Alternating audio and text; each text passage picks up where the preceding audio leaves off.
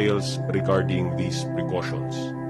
Unang-una, regarding the suspension of domestic air, land, and sea travel to and from Metro Manila that will be implemented starting midnight of Sunday, March 15 until April 14, we would like to stress that the transport of goods to Metro Manila from the provinces and vice versa will remain subject to guidelines. This means that residents of NCR should not worry about the supplies of produce, foods, and other goods in our markets, groceries, and retailers. Kaya po, ulitin po namin, huwag po tayong mag-hoard ng pagkain at iba pang kagamitan. Di po tayo mauubusan. Tuloy-tuloy po ang supplies natin dito sa Metro Manila.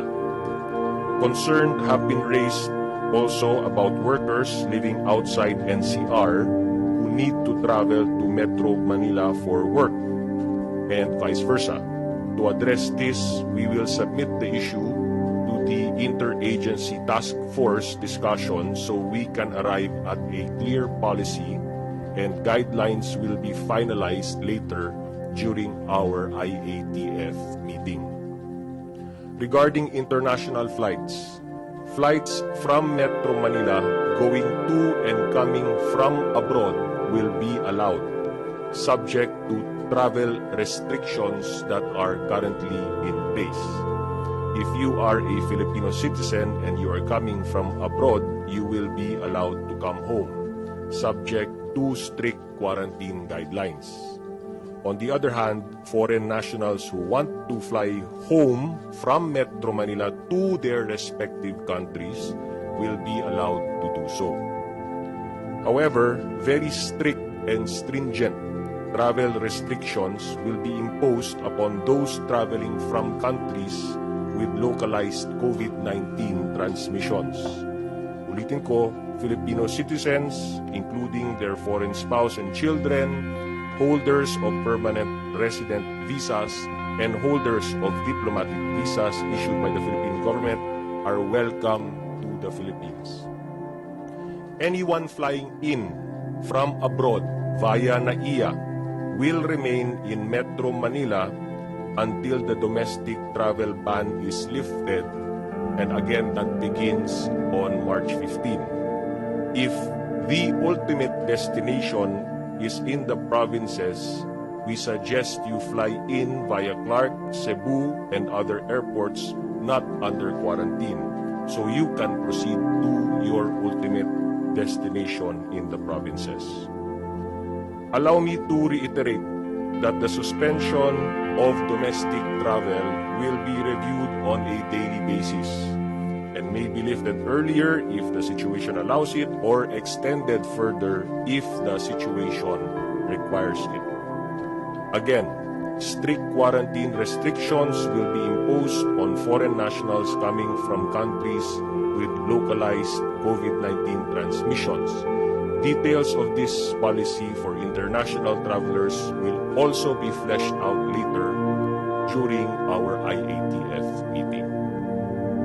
Pangalawa, with regard to the stringent social distancing measures to be implemented from March 12 to April 12, aside from the suspension of classes during this period, work in the executive department is likewise suspended during the said period in order to reduce opportunities for exposure to the COVID-19. As the President said last night, we hope our counterparts in the legislative and judicial branches of government adopt similar measures.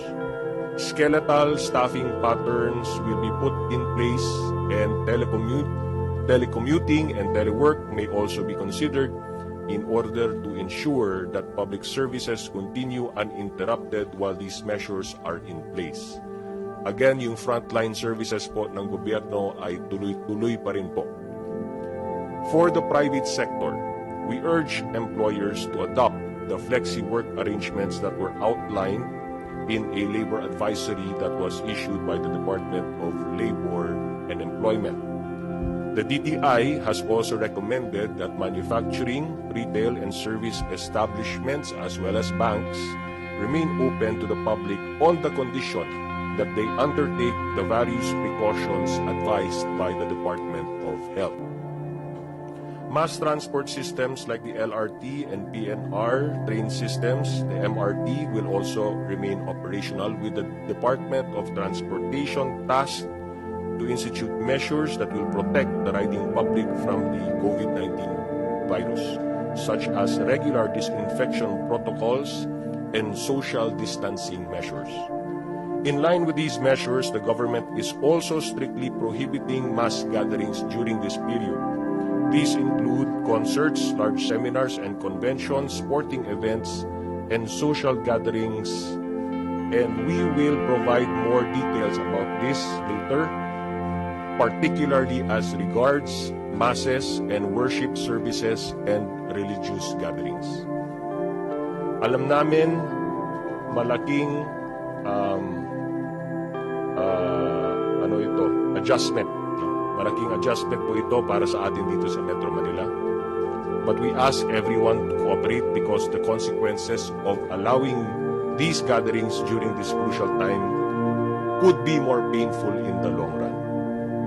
These are all part of Metro Manila community quarantine efforts that we believe will slow down the spread of the COVID-19 virus. The resolution enumerates the conditions wherein LGUs outside Metro Manila can also enforce the same measures, and we advise LGU chief executives to abide by these guidelines without prejudice to the implementation of other measures that they may deem necessary within the bounds of the law. As resolution number 11 states, these stringent social distancing measures will be subject to review, and as the President said last night, the IATF will be meeting daily to regularly monitor and assess developments in this campaign to contain the outbreak.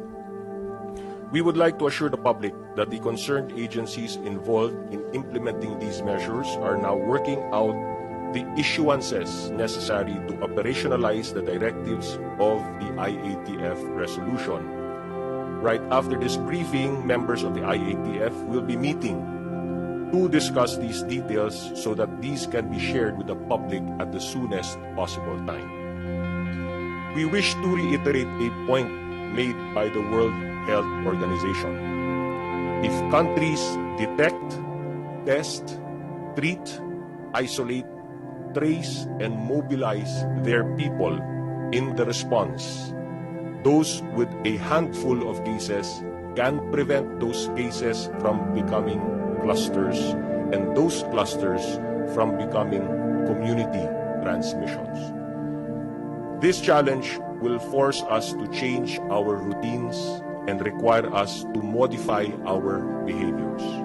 Government will not stop us from going about our business, but we have to understand that it cannot be business as usual if we hope to overcome this public health threat.